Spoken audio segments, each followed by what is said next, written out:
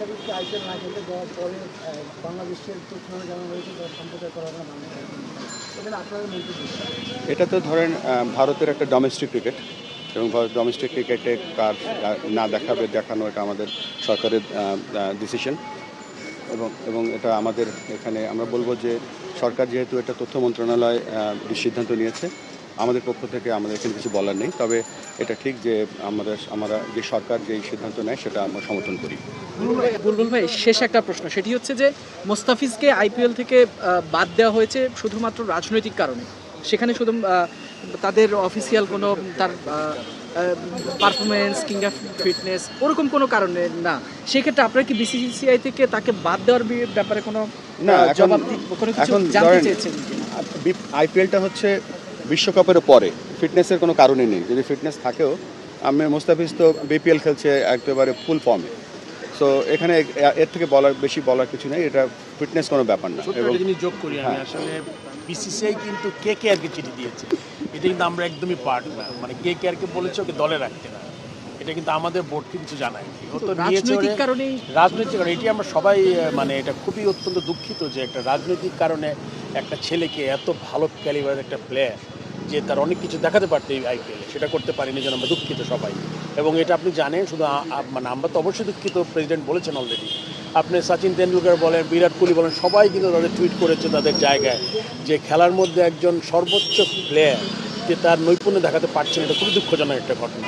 সেটা আমরা কেউই আসলে মেনে নিতে পারি না। গতকালকে আপনারা আইপিএল নিয়ে মোস্তাফিজুর রহমানের ইস্যুতে বেশ সরগরম সব কিছুই। আজকে আইপিএল বাংলাদেশের সম্প্রচার নিষিদ্ধ করা হয়েছে। আপনারা গতকালকে আইসিসিকে চিঠি দিয়ে ভেন্যু পরিবর্তনের কথা বলেছেন বাংলাদেশের প্লেয়ারদের নিরাপত্তার বিষয়টিকে সামনে রেখে। সে বিষয়ে আইসিসি থেকে এখন পর্যন্ত কোনো বার্তা পেয়েছেন কিনা আপনারা? আপনারা জানেন যে আমরা ক্রিকেট বোর্ডের যারা আমাদের ডিরেক্টরস আছেন সবাইকে নিয়ে দুটো মিটিং করেছি এই সিদ্ধান্ত নেওয়ার আগে, এবং দুটো মিটিংয়ে আমরা সিদ্ধান্ত নিয়েছি সেগুলো আপনারা অলরেডি জানেন যে আমরা এই মুহূর্তে সিকিউর ফিল করছি না আমাদের টিমটা ভারতে গিয়ে বিশ্বকাপ খেলুক।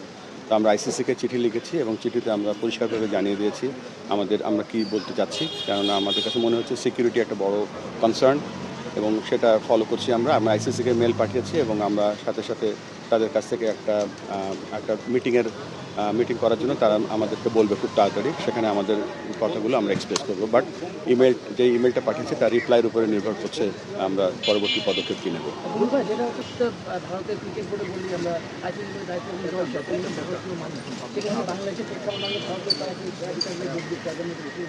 না, এই ব্যাপারে আমি কিছু জানি না।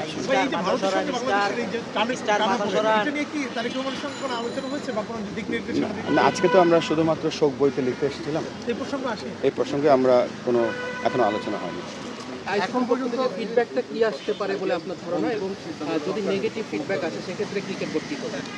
আমরা তো জানি না কি ফিডব্যাক আসবে, তবে আমরা যে ক্লজগুলো দিয়েছি সেগুলো উইদিন দি এমপিওর মধ্যে আছে।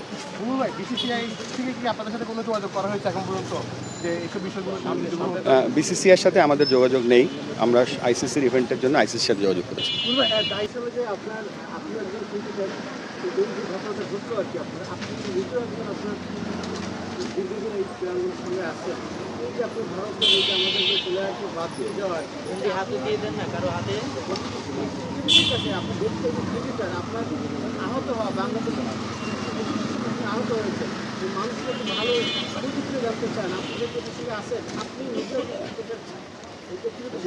না, দেখেন, মোস্তাফিজ আমাদের দেশের অন্যতম একজন খেলোয়াড়, আমাদের ইতিহাসের অন্যতম সেরা ফাস্ট বোলার, এবং আমরা এখানে ফারুক ভাই আছেন, খালেদ মাসুদ পাইলট আছেন, এখানে অনেক ক্রিকেটার্সরা এখানে আছেন। ক্রিকেটার্স যখন খেলতে যায় তখন তার মান সম্মান নিয়ে ক্রিকেট খেলে। সো আমরা সকলে যেখানে ক্রিকেট বোর্ডের কর্মকর্তারাও যারা আছেন বা ইনক্লুডিং মি, আমরা এটা ভালোভাবে নেই না কোনো ক্রিকেটারকে যখন কোনোভাবে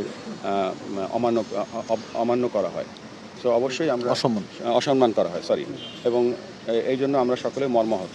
এখানে ফারুক ভাই আছেন, সাকওয়াত ভাই আছেন, এখানে আপনাদের ভবিষ্যৎ দুদেশের ক্রিকেট সম্পর্ক নিয়ে কোনো ভাবনা আছে কিনা?